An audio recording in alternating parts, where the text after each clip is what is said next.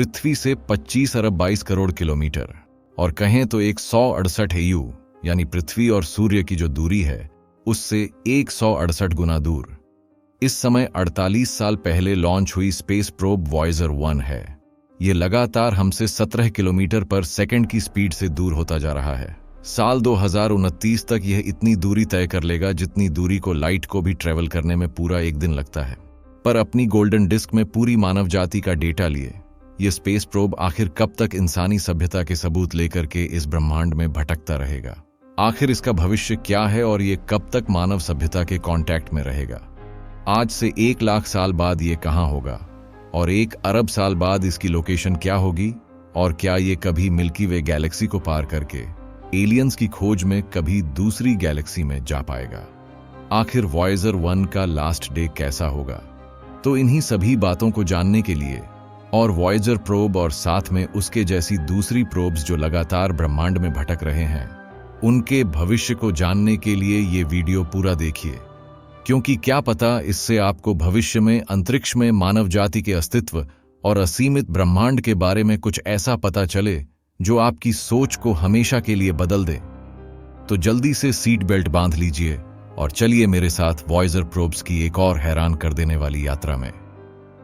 साल 1977 में नासा ने सौरमंडल के सभी ग्रहों को पहली बार एकदम से करीब से देखने के लिए 2 स्पेस प्रोब्स लॉन्च किए, जिसमें वॉयेजर 2 को पहले लॉन्च किया गया और ठीक उसके 2 हफ्ते बाद वॉयेजर 1 लॉन्च हुआ। मात्र 2 सालों में वॉयेजर 1 जुपिटर के काफी करीब पहुंचा और पहली बार मानव सभ्यता ने इस विशाल गैसीय ग्रह को इतने करीब से देखा। उसके बाद इसके चंद्रमाओं को देखते हुए स्पेस प्रोब और 1 साल बाद यानी 12 नवंबर 1980 को शनि ग्रह से करीब 1,84,000 किलोमीटर दूर था। शनि की रिंग्स को देखने के बाद वॉयेजर 1 किसी दूसरी दिशा में चला गया, पर वॉयेजर 2 लगातार सोलर सिस्टम में दूसरे ग्रहों और उनके मून्स को देखने के लिए निकल पड़ा। साल 1985 में ये यूरेनस के काफी करीब था। यहां पर वॉयेजर 2 ने उसकी कई इमेजेस के साथ साथ पहली बार रिंग्स को भी कैप्चर किया। उसके बाद ये फिर साल 1989 में सौरमंडल के आखिरी ग्रह नेपच्यून पर पहुंचा और इसकी सबसे क्लोज इमेज ली। नेपच्यून की सतह से करीब 80,000 किलोमीटर पर क्लोजेस्ट अप्रोच करते हुए वॉयेजर 2 उसके चंद्रमाओं को भी देखता है और फिर आगे हमारे सोलर सिस्टम की बाहरी बाउंड्री में एंटर कर लेता है। साल 2012 में वॉयेजर 1 पहली बार सूर्य के हेलियोपॉज को पार करते हुए इंटरस्टेलर स्पेस में चला जाता है। हेलियोपॉज के बाद सूर्य का मैग्नेटिक फील्ड काम करना बंद कर देता है, इसलिए वैज्ञानिक इसे ही इंटरस्टेलर बाउंड्री मानते हैं। इस समय वॉयेजर 1 और वॉयेजर 2 दोनों ही इंटरस्टेलर स्पेस में ट्रेवल कर रहे हैं। पर अगर आप ये समझते हैं कि ये दोनों ही इंटरस्टेलर बाउंड्री मानते हैं तो ऐसा नहीं है। वॉयेजर से 4 साल पहले लॉन्च हुए पायोनियर 10 और 11 दोनों ही प्रोब भी इंटरस्टेलर बाउंड्री मानते हैं और अपने साथ इंसानी सभ्यता के सबूत भी लिए हुए हैं ताकि किसी एलियन सभ्यता को इंसानों के बारे में बता सकें। वैसे इन प्रोब्स के अलावा प्लूटो पर लॉन्च किया गया स्पेस प्रोब न्यू होराइजन्स भी साथ इंटरस्टेलर स्पेस में भटक रहा है। तो कुल मिलाकर इस समय मानव जाति के 5 स्पेस प्रोब सूर्य की बाउंड्री को छोड़कर ब्रह्मांड में भटक रहे हैं। पर इनमें से सबसे खास वॉयेजर प्रोब्स ही हैं जिनमें महान वैज्ञानिक कार्ल सेगन को भी उम्मीद थी कि ये एक न एक दिन एलियंस को मानव सभ्यता के बारे में बता देंगे कि हम कौन थे और कहां रहते थे। खैर, ये काम ये आज भी कर रहे हैं। वॉयेजर और पायोनियर प्रोब्स में एक गोल्डन डिस्क लगी है जो इंसानी सभ्यता के कई सबूतों के साथ साथ सूर्य की लोकेशन भी बताती है। इसमें लगा पल्सर मैप बहुत खास है। सूर्य को सेंटर मानकर उसके आसपास के 14 पल्सर स्टार से इसकी दूरी इस डिस्क में बताई गई है। इस मैप से एलियंस इन 14 पल्सर स्टार में से किसी एक को भी देखेंगे तो उन्हें उसकी मदद से हमारे सूर्य की सटीक दूरी और डायरेक्शन दोनों पता चल जाएंगी और वे आसानी से हमारे सोलर सिस्टम में आ सकेंगे। अब आप सोच रहे होंगे कि आखिर नासा और कार्ल सेगन ने इन पल्सर स्टार को ही क्यों लोकेशन के लिए चुना। वो किसी विशाल तारे का भी रेफरेंस दे सकते थे जो कि कई हजार लाइट ईयर्स से आसानी से दिखाई दे जाता है। तो आइए जल्दी से इस रहस्य के बारे में जानकर फिर आगे चलते हैं वॉयेजर प्रोब्स के साथ सीधा मिल्की वे की यात्रा पर। दोस्तों, पल्सर स्टार असल में न्यूट्रॉन स्टार होते हैं। इन्हें पल्सर इसलिए कहा जाता है क्योंकि ये बहुत तेजी से घूमते हैं। ऐसे समझिए ये 1 सेकंड में 600 बार। इतनी तेजी से घूमने के कारण इनके मैग्नेटिक पोल्स में से खतरनाक रेडिएशन निकलती है, और जब इस रेडिएशन को हम पृथ्वी से या किसी दूसरे ग्रह से देखते हैं तो ये एक खास पैटर्न पर पल्सेट करती हुई, यानी झिलमिलाती हुई नजर आती है। इसी के कारण इन्हें पल्सर स्टार कहा जाता है। हर पल्सर स्टार का पल्सेटिंग रेट अलग अलग होता है, ठीक वैसे ही जैसे हर इंसान के फिंगरप्रिंट अलग होते हैं। तो वॉयेजर में लगी गोल्डन डिस्क को अगर एलियन पकड़ लें और इस मैप को ध्यान से देखें तो इसमें मौजूद इन 14 पल्सर स्टार के पैटर्न को ट्रैक करें तो एलियंस पक्का इसकी मदद से पृथ्वी को खोज लेंगे। पर दोस्तों, ये जितना आसान दिखाई देता है उतना नहीं है, क्योंकि ये मैप केवल हमारी मिल्की वे गैलेक्सी में रह रहे एलियंस के लिए ही काम करता है। पर इन सब के बाद भी वॉयेजर लगातार स्पेस में आगे बढ़ रहा है। इसका फ्यूल खत्म भी हो जाए तो भी ये कई अरबों सालों तक अपनी गोल्डन डिस्क संभाल कर आगे बढ़ता ही रहेगा। साल 2036 में ये पूरी तरह से हमसे दूर हो जाएगा। इसके सभी इंस्ट्रूमेंट काम करना बंद कर देंगे और फिर हम इससे कभी कोई कांटेक्ट नहीं कर पाएंगे, और उसके बाद भी ये हमारे लिए सबसे इंपॉर्टेंट प्रोब होगा। खैर, लगातार ऐसे चलते ही वॉयेजर 1 आज से 20,000 साल बाद हमारे सोलर सिस्टम के ओर्थ क्लाउड को पूरी तरह पार करके अब ऐसे स्पेस में होगा जहां से इसे सूर्य एक बहुत छोटा तारा नजर आएगा। पर अगर आप ये सोच रहे हैं कि अब ये यहां से सीधा नजदीकी तारे प्रॉक्सिमा सेंटुरी की ओर जाएगा, तो ऐसा नहीं है। दोनों वॉयेजर प्रोब्स की जो ट्रेजेक्ट्री है, यानी वो जिस दिशा में जा रहे हैं, तो वे कई हजार सालों तक किसी भी तारे के नजदीक नहीं जा पाएंगे। हालांकि वॉयेजर 1 की पहली किसी स्टार सिस्टम में एंट्री आज से 40,000 साल बाद होगी। तब ये ग्लिसे 445 तारे से 1.6 लाइट ईयर की दूरी से गुजरेगा। ये उस समय किसी स्टार के सबसे नजदीक होकर के गुजरेगा और सूर्य से तब इसकी दूरी 2.3 लाइट ईयर होगी। हालांकि नासा को बहुत कम उम्मीद है कि इस स्टार पर किसी प्लेनेट पर जीवन होगा, क्योंकि ये तारा वास्तव में एक रेड ड्वार्फ है और इसका मास सूर्य का 1/3 है। यानी ग्लिसे 445 जैसे 3 तारों को लाया जाए तब ये तारा सूर्य की बराबरी कर पाएगा। पर सबसे हैरान करने वाली बात इस तारे की यह है कि आज ये तारा हमसे 17 लाइट ईयर दूर है, पर यह लगातार हमारी पृथ्वी की ओर आ रहा है। तो जब वॉयेजर 1 40,000 साल बाद यहां आएगा तो तब इसकी दूरी हमसे केवल 3.5 लाइट ईयर होगी। उस समय यह सूर्य से सबसे नजदीकी तारा होगा।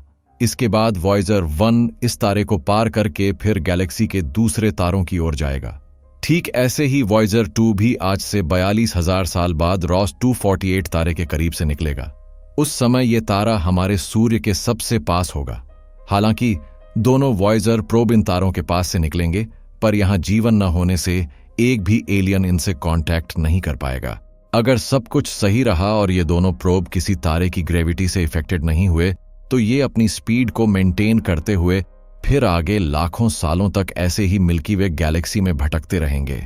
वॉयेजर 1 आज से 10 लाख साल बाद सूर्य से 57 लाइट ईयर दूर होगा और लगातार अपनी गोल्डन डिस्क लिए आगे बढ़ता रहेगा। फिर 17,60,000 साल बाद ये हमसे 100 लाइट ईयर दूर होगा, और इतना दूर होने और इतने साल बीत जाने पर भी इसमें लगी गोल्डन डिस्क खराब नहीं होगी। नासा मानता है कि गोल्ड से कवर ये डिस्क 5 अरब साल तक इस ब्रह्मांड में बिना किसी खराबी के बच सकती है। तो ऐसे में वॉयेजर प्रोब के जरिए एलियंस के कांटेक्ट करने के बहुत चांस हैं। इतने सालों में एक ना एक बार ये पक्का किसी एडवांस्ड सभ्यता या फिर किसी ऐसे ग्रह से जरूर गुजरेगा जहां एलियंस होंगे। खैर, अगर ये ऐसे ही चलता रहा तो आज से 25 करोड़ साल बाद ये हमारी गैलेक्सी का एक पूरा चक्कर लगा लेगा। इसके बाद ही हमारी गैलेक्सी में आगे तो बढ़ेगा, पर लगातार हर 25 करोड़ सालों में एक चक्कर लगाता ही रहेगा। ऐसे ही 4 चक्कर लगाने के बाद इसके 1 अरब साल पूरे हो जाएंगे, और 1 अरब साल बाद भी ये आज की 17 किलोमीटर पर सेकंड की स्पीड से चलता रहा तो तब ये पृथ्वी से 56,000 लाइट ईयर दूर होगा। खैर, ये इसकी थियोरेटिकल लिमिट है। स्पेस में ग्रेविटी, डार्क मैटर और दूसरे विशाल तारों की वजह से वॉयेजर 1 की स्पीड कम हो जाएगी, तो हो सकता है कि ये 1 अरब साल बाद 56,000 लाइट ईयर की जगह केवल 45,000 लाइट ईयर दूर हो। इतना दूर होने पर भी ये हमारी गैलेक्सी के एज यानी सबसे बाहरी आर्म तक नहीं पहुंच सकेगा। इसके लिए अगर हम गैलेक्सी के सेंटर से सूर्य की दूरी निकालें तो वॉयजर 1 को हमारी गैलेक्सी को पार करने के लिए कम से कम 75,000 लाइट ईयर की दूरी तय करनी होगी, जो कि इसकी स्पीड से देखा जाए तो पॉसिबल लगता है। ये 1.5 अरब यानी आज से 150 करोड़ सालों में इस दूरी को पार कर सकता है। पर प्रैक्टिकली देखा जाए तो यहाँ पर फिजिक्स वॉयजर 1 को कभी भी हमारी मिल्की वे गैलेक्सी को पार नहीं करने देगी। 5 अरब सालों तक भी इसकी गोल्डन डिस्क सही रही और ये प्रोब भटकता रहा तो भी ये मिल्की वे को पार नहीं कर सकेगा। इतने सालों में ये गैलेक्सी की कम से कम 20 परिक्रमा कर लेगा, पर इसे पार नहीं कर पाएगा। मिल्की वे गैलेक्सी की ग्रेविटी बहुत ज्यादा है। इसमें मौजूद 400 अरब तारे और करोड़ों ब्लैक होल्स के मास को मिलाकर देखा जाए तो अगर किसी भी ऑब्जेक्ट को मिल्की वे गैलेक्सी को पार करना है तो उसके लिए उसे अपनी स्पीड कम से कम 550 किलोमीटर पर सेकंड करनी होगी। इस स्पीड से ही वो मिल्की वे के ग्रेविटेशनल फील्ड को एस्केप करके उससे बाहर निकलकर ब्रह्मांड में अकेले भटक सकता है। पर अगर वॉयजर 1 की स्पीड तब भी इतनी नहीं हो पाई तो फिर ये अपने पूरे जीवन काल तक इसी गैलेक्सी में भटकता रहेगा।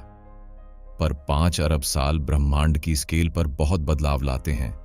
इतने सालों में हमारी पृथ्वी नहीं बचेगी और न ही सूर्य का कोई अस्तित्व होगा। पर मानव जाति अगर एडवांस्ड सभ्यता बन सकी तो वे पक्का इस गैलेक्सी में जीवित रहेगी। 5 अरब साल बाद मिल्की वे गैलेक्सी और एंड्रोमेडा गैलेक्सी दोनों एक साथ मर्ज होकर के विशाल एलिप्टिकल गैलेक्सी बन जाएंगे। और या फिर दोनों गैलेक्सी के कॉलिजन के कारण कई तारे अपने ऑर्बिट को भटक कर या तो कई तारों से टकराकर खत्म हो जाएंगे या फिर इतनी स्पीड पकड़ लेंगे कि इस विशाल गैलेक्सी को ही छोड़कर अनंत ब्रह्मांड में भटकते रहें। अगर वॉयजर 1 उस समय भी रहा तो अब इसके गैलेक्सी से निकलने के बहुत ज्यादा चांसेस होंगे।